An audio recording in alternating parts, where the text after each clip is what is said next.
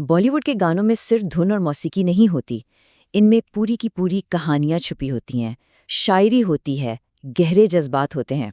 आज हम एक ऐसे ही बहुत खूबसूरत गीत हम तुमको निगाहों में की गहराइयों में उतरेंगे। चलें, देखते हैं कि इसकी मोहब्बत भरी कहानी में क्या क्या राज छुपे हैं। तो आइए शुरू करते हैं, और शुरुआत ही देखिए कितनी ज़बरदस्त है। गीत की पहली ही लाइन इतनी पूरा इत्मीनान है कि वो फौरन एक गहरी और पुरजोश मोहब्बत की कहानी की बुनियाद रख देती है। ये सिर्फ एक ख्वाहिश नहीं, ये एक दावा है, एक अटल इरादा है। यहीं से इस पूरी लव स्टोरी का टोन सेट हो जाता है। गीत का जो पहला हिस्सा है वो पूरी तरह से डिवोशन यानी मोहब्बत और हिफाजत के एक ऐसे वादे पर फोकस्ड है जो हर चीज पर हावी हो जाता है। कहानी का असल आगाज यहीं से होता है। जरा इस लाइन के बारे में सोचिए। ये सिर्फ एक वादा नहीं, बल्कि ये तो खालिस शायरी है। किसी को अपनी निगाहों में, अपनी नज़रों में छुपा लेना, इसका मतलब है कि किसी की नज़रें दुनिया की सबसे महफूज पनाहगाह भी हो सकती हैं। ये ख्याल ही मोहब्बत को सिर्फ एक जज्बे से बढ़ाकर हिफाजत का एक कला बना देता है। तो यहाँ मोहब्बत के दो पहलू एक साथ चल रहे हैं। एक तरफ तो हिफाजत का बेपनाह एहसास है और दूसरी तरफ एक शदीद जज्बाती लगाव। और इन दोनों चीज़ों ने मिलकर इस मोहब्बत को बहुत गहरा और कॉम्प्लेक्स बना दिया है। ये सिर्फ चाहना नहीं है, बल्कि किसी को अपनी पूरी दुनिया का मरकज़ बना लेने वाली बात है। और बस ये लाइन मोहब्बत को सिर्फ एक एहसास से कहीं आगे ले जाती है। ये इसे एक ऐसी ताकत बना देती है जिसके सामने पूरी दुनिया बेमानी हो जाती है।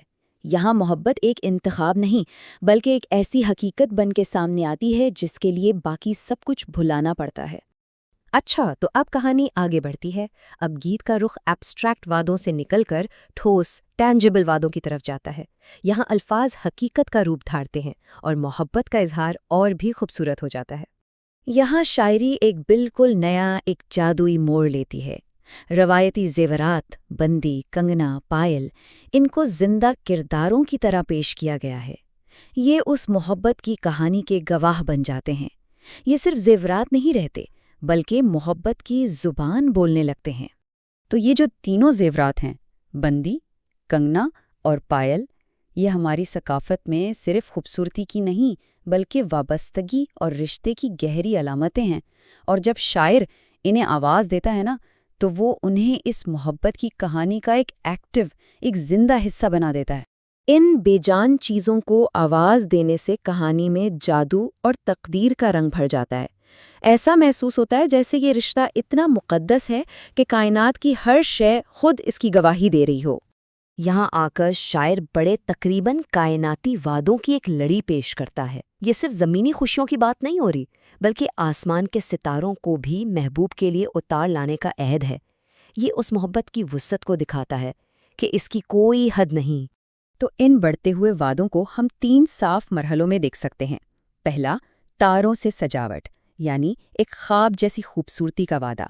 दूसरा, खुशियों से भरा दामन, यानी हमेशा की खुशी का अहद। और आखिर में सबसे बड़ा वादा, दुल्हन बनाना, यानी जिंदगी भर की वाबस्तगी। ये सफ़र शायराना इशारों से शुरू होकर एक हतमी वादे पर मुकम्मल होता है।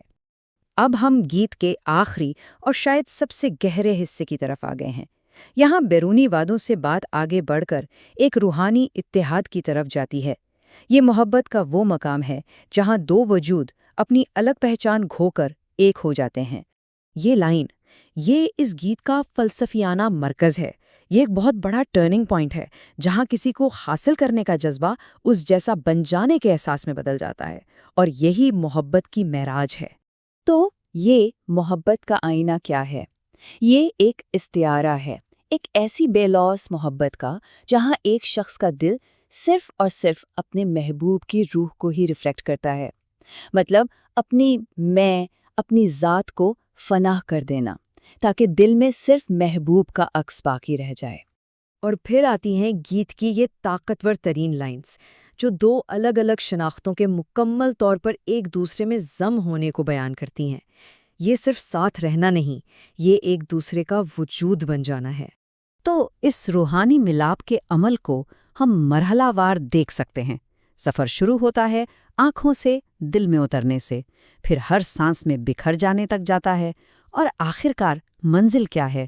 خود دل کی دھڑکن بن جانا، یعنی ایک باہر سے دیکھنے والے سے لے کر اندر کی دھڑکن بن جانے تک کا سفر۔